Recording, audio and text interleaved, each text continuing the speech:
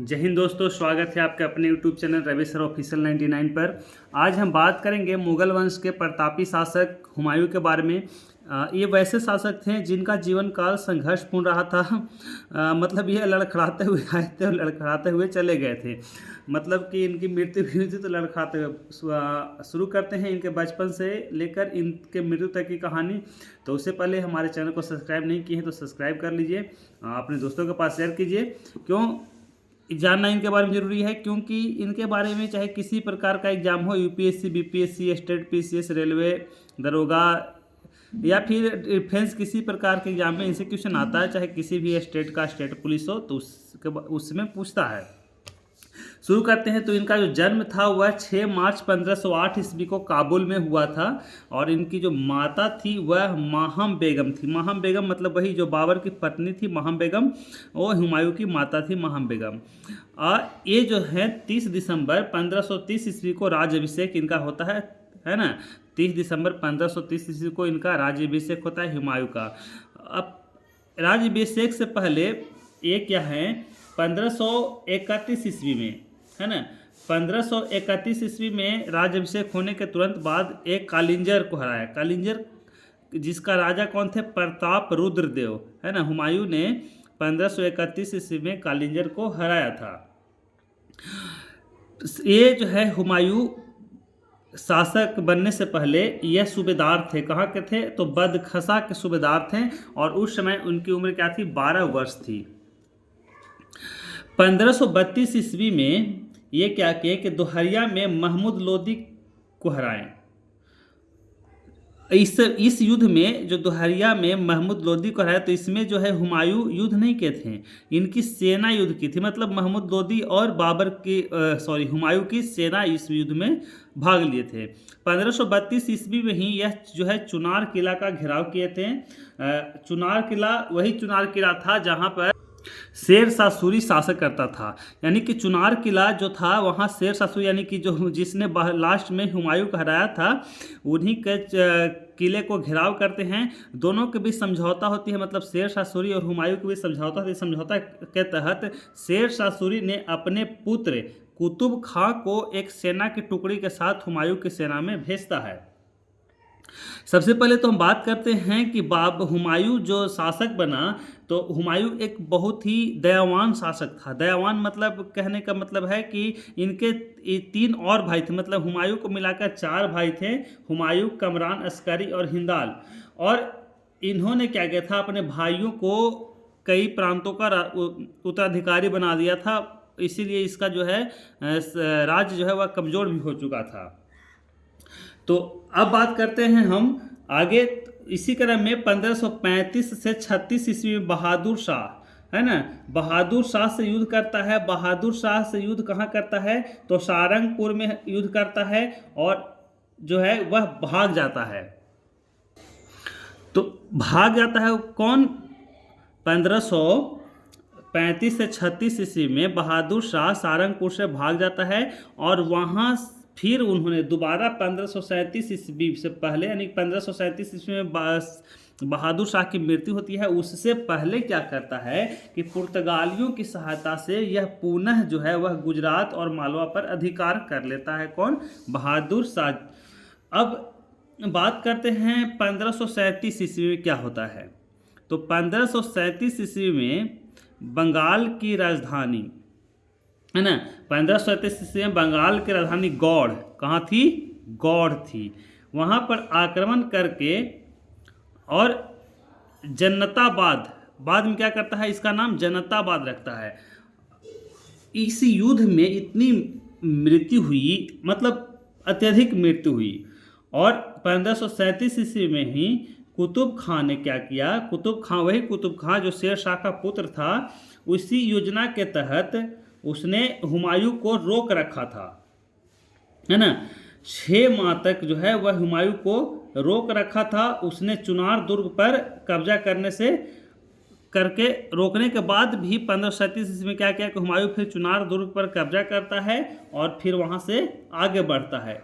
इस तरह से जो है शेर शाह पहले से ही, है ना, शेर शाह शुरू से ही हुमायूं को हराने का चाल चल रहा था धीरे धीरे, क्योंकि इसीलिए उसने इसकी सेना में अपने पुत्र कुतुब खां को भेजा था हुमायूं की सेना में, और हुमायूं जो है शेर शाह की चाल को समझ नहीं पाया था।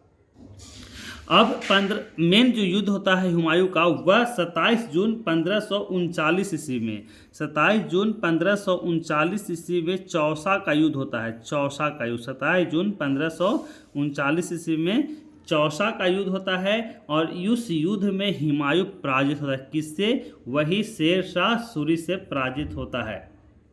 और जब युद्ध में हार जाता है तो हुमायूं जो है वह एक चिश्ती निजाम, है ना, चिश्ती निजाम की सहायता से भाग जाता है। चिश्ती निजाम के सहायता से क्या करता है?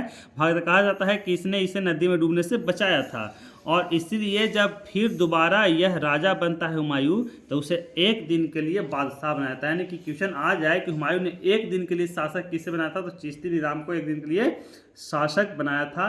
और यह जानकारी कहाँ मिलती है? हुमायूं नामा मिलती है। हुमायूं नामा के लेखक कौन है? तो गुलबदन बेगम, है ना। हुमायूं नामा के रचयिता कौन है? गुलबदन बेगम हुमायूं नामा के रचयिता हैं। 1540 ईस्वी में एक और युद्ध होता है, कौन सा? तो हिंदाल बिलग्राम, है ना, बिलग्राम का युद्ध, जिसमें हिंदाल अस्करी की सहायता से जो है वह जीतना चाहता है, लेकिन वहाँ भी वह क्या होता है? हुमायूं हार जाता है, फिर वहाँ से क्या होता है? भाग जाता है। मतलब कि, है ना, इसका जीवन जो था वह संघर्षपूर्ण तरीके से जीता है, और फिर वह हारते जाता है, फिर भागते जाता है। लेकिन फिर इसी के युद्ध के बाद जो है यहाँ पर पूरे भारत में दिल्ली पर किसका कब्जा होता है? शेर शाह सूरी का कब्जा हो जाता है 1540 ईस्वी के बाद, बिलग्राम के युद्ध के बाद। और बिलग्राम के युद्ध के बाद शेर शाह सूरी के शासन होते ही लगभग जो है वह 15 सालों तक शेर शाह सूरी के कारण जो है हुमायूं भारत की ओर देखता भी नहीं, मतलब भारत से लापता हो जाता है, और इसी बीच शेर शाह सूरी का शासन चलता है। तो लेकिन जैसे शेर शाह सूरी की मृत्यु होती है, तो उसके बाद तुरंत है ना, हुमायूं का फिर से नया जीवन, नया पराक्रम दिखाई देता है, और फिर से वह कई युद्ध जीतने के बाद पुनः भारत की गद्दी, दिल्ली की गद्दी वापस लेता है। हुमायूं के भागने के बाद वह क्या करता है? निर्वासित जिंदगी जीने लगता है। हुमायूं जो है निर्वासित जिंदगी जीने लगता है, और यहाँ जो है वह मीर अली, इसी के दौरान क्या होता है? मीर अली की पुत्री हमीदा बानो से निकाह करता है 1541 ईस्वी में। कौन? हुमायूं। कब? तो भागने के दौरान, जब शेर शाह से हार कर भाग जाता है तब। अब क्या होता है कि 1542 ईस्वी में अमरकोट के शासक जो होते हैं राणा बीरसाल, है ना, उनके शरण में अकबर का जन्म होता है। यानी कि भारत का महान सम्राट शासक अकबर, जिसका जन्म जो होता है हुमायूं के निर्वासित जिंदगी के दौरान ही इसका जन्म होता है। और कहाँ होता है? तो राणा बीरसाल के महल में, यानी कि उनके शरण में होता है। 1545 ईस्वी में जो है हुमायूं जो है वह कंधार और काबुल पर अधिकार कर लेता है, और शासन जो है वह शुरू करता है। तो इस तरह से हुमायूं फिर से दोबारा अपना जो है वह राज्य को हथियाने के लिए सोचता है, मतलब कि अपने राज्य को जो खोकर भाग गया था उसको फिर से पाना चाहता है। लेकिन सामने कौन था? तो सामने था हुमायूं का दुश्मन शेर शाह, है ना, जो बहुत ही पराक्रमी था। और इस शेर शाह के बारे में हम बताएंगे कि इनका जीवन किस तरह से रहा है। तो पहले हम लोग हुमायूं के बारे में जानते हैं।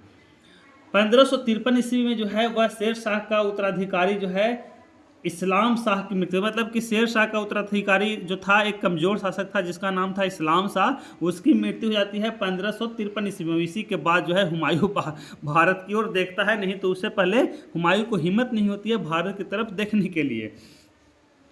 अब क्या है, 1554 ईस्वी में वह अपनी सेना के साथ पेशावर पहुंचता है हुमायूं। जब इसे पता चला कि भारत में, अब दिल्ली में शेर शाह सूरी नहीं रहा और उसके जो शासक थे, उत्तराधिकारी थे, वो भी नहीं रहे, तो यह जो है वह पेशावर से धीरे धीरे दिल्ली की ओर आना चालू करता है।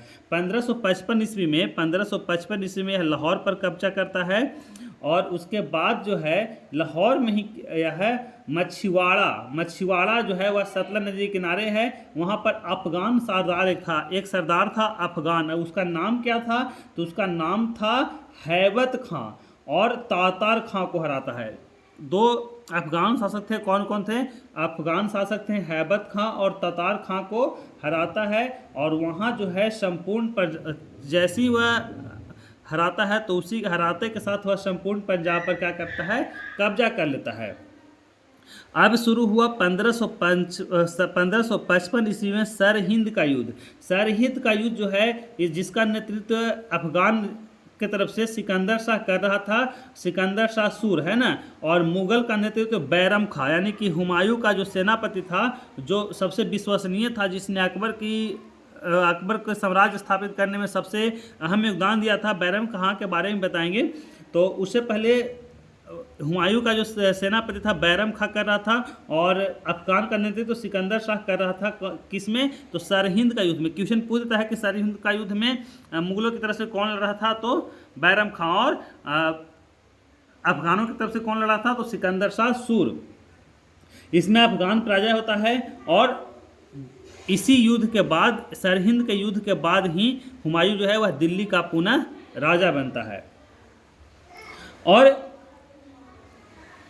बस इससे जैसे ही यह दिल्ली का राजा बनता है तो कुछ सालों के बाद यानी कि 1556 ईस्वी में, अगले साल ही क्या होता है कि इन्हें दीनपनाह पुस्तकालय से, है ना, दीनपनाह पुस्तकालय कहाँ है? दिल्ली में है। वहाँ पर जो है इनकी मृत्यु होती है, सीढ़ियों से गिरने के बाद इनकी मृत्यु हो जाती है। और ये इसके जो है लेनपुल है ना, लेनपुल ने लिखा है, इनकी मृत्यु के क्रम में ही लेनपुल ने लिखा है, असफलता के कारण उसकी सुंदर परंतु विवेक रहित जालता था, है ना।